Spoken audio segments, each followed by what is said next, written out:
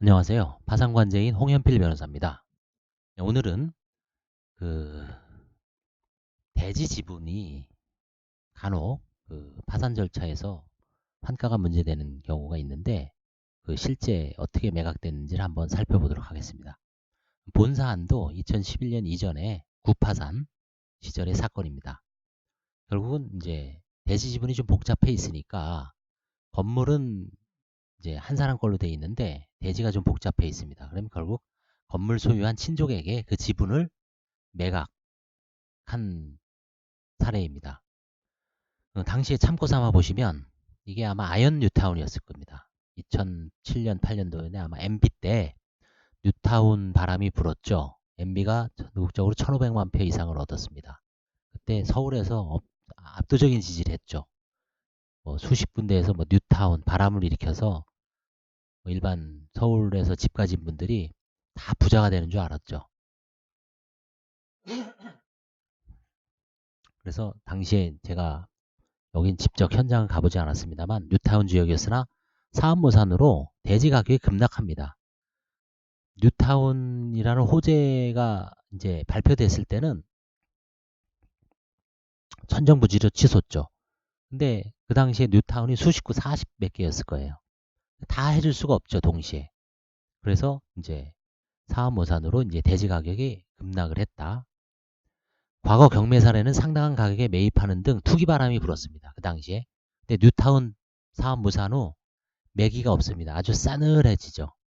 그래서 결국은 이것도 환가 포기를 하려고 했는데 판사님이 이 환가 포기를 잘 안 해주신 분이었어요. 그 당시에. 그래서 경매 사례를 철저히 분석해서 염가 매각, 그러니까 아주 싸게 팔 수밖에 없다는 것을 불가피성에 대해서 재판장을 설득을 했습니다.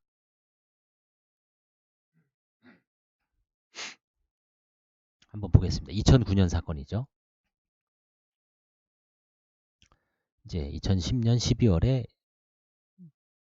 채무자는 59년생이었고 뭐 이런 거는 회사원이었고 94년에 결혼했고 그다음에 IMF가 이 당시에는 다 IMF가 가장 큰 문제였죠.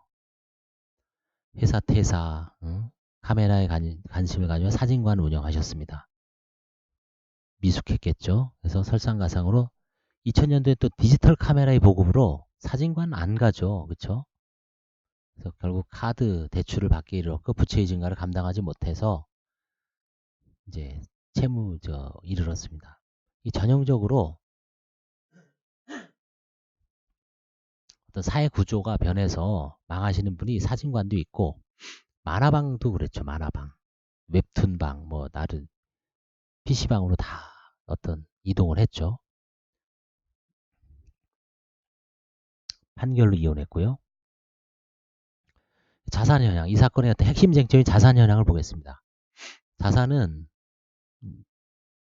마포구 아현동 몇 번지 380-124번지 내 제2층 1호 건물의 10분의 3 지분, 건물의 10분의 3 지분을 보유하고 있으며 동부동산에서는 친누나가 채권 최고액 1,000만 원이 근저당권이 설정되어 있습니다. 아주 복잡하게 되어 있습니다. 부채 현황은 뭐 1억 1,500이고요. 그래서 이걸 어떻게 환가를 할까? 이런 건물이 10분의 3을 소유하고 있으며 동부동산은 토지와 함께 공동담보로서 근저당권자, 이 누나죠. 근저당권 채권 최고액 1,000만 원이 설정되어 있습니다.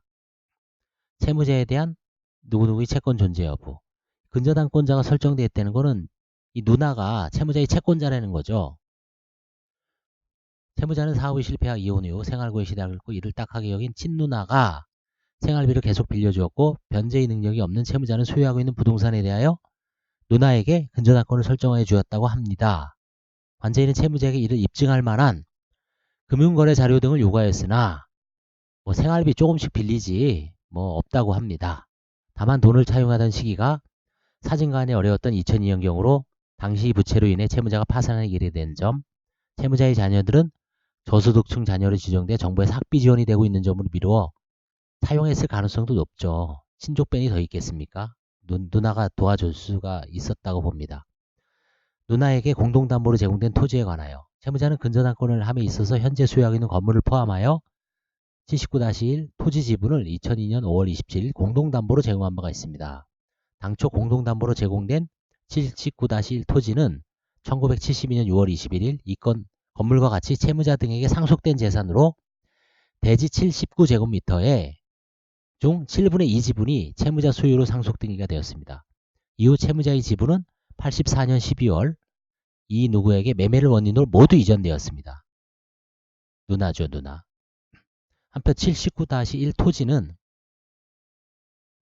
2005년 11월 1일 토지구획 정리 사업으로 인하여 708-8로 토지로 이기된 바가 있습니다.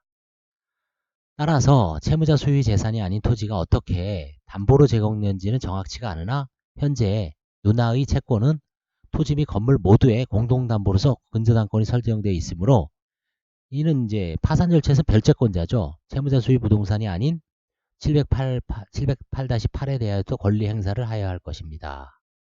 그래서 환가 예상 금액은 채무자 소유 부동산 인근의 시세는 다음과 같습니다. 이렇게 깨알같이 적었는데 이거는 이제 낙찰 사례를 분석을 한 겁니다. 102호 인근 건물.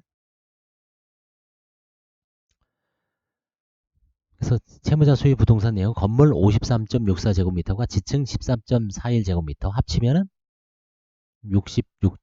한 70 정도 되죠. 70제곱미터에 대하여 10분의 3 지분을 소유하고 있는 바 위 내역 중 이 사건 부동산과 유사한 부분은 요 건물로서 금 680만원에 낙찰된 바 있습니다. 건물 가격은 7,820만원에 낙찰된 바가 있습니다. 2009년에요.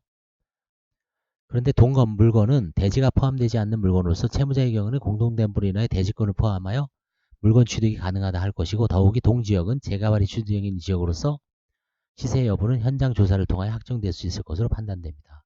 추후 진행 방향 한번 재개발 추진 여부 조사하겠다 이런 취지로. 근데 결국 결론은 뭐냐면 뉴타운이 무산됐죠. 재개발 잘 안됩니다. 채무자의 형인 누구와 매매계약을 체결하고 종료했습니다. 10분의 3 건물 10분의 3 지분을 소유하고 있으며 동부동산은 79-1 토지와 함께 담보로 근저당권 1,000만원 누나에게 설정되어 있습니다. 동물건은 어땠습니까? 대지가 없어요. 대지가 포함되지 않는 물건으로 건물만을 매수하려는 수요자는 있겠습니까? 없죠. 뉴타운 자초됐죠. 건물에 대한 지분은 매수시장에서 가격 형성이 불가능할 정도에 이르게 되어 있습니다. 참고로 제가 지금 말씀드린 수원에 2003년도에 지은 상속재산 파산 7채도 17년 동안 거의 20년 동안 경매도 진행 안되고 채권자들이 권리를 다 포기했습니다. 세입자들도 2,500만원에 들어가서 17년간 점유하다가 도저히 못 참았던지 2015년에 등기명령 하고 이사갔어요. 보증금 2,500, 2,500, 2,500, 2,500 5명이 2,500인가 그래요. 근데 액면상으로 5억입니다. 대지 지분이 정확할 때는 5억 맞는데 대지 지분이 좀 뭔가 엉망으로 돼 있어요. 권리 행사를 제대로 할 수가 없습니다. 결국 그 값은 잘못하면 2,500도 안 나간다는 얘기죠. 한 채. 땅값이 없으니까.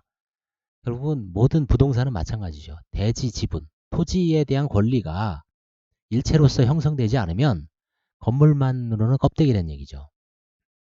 이에 채무자의 가족들을 설득하여 형님을 매수인으로 하여 그 1,500만원은 1,500만원 매매대금 일단 1,500만원으로 정했습니다.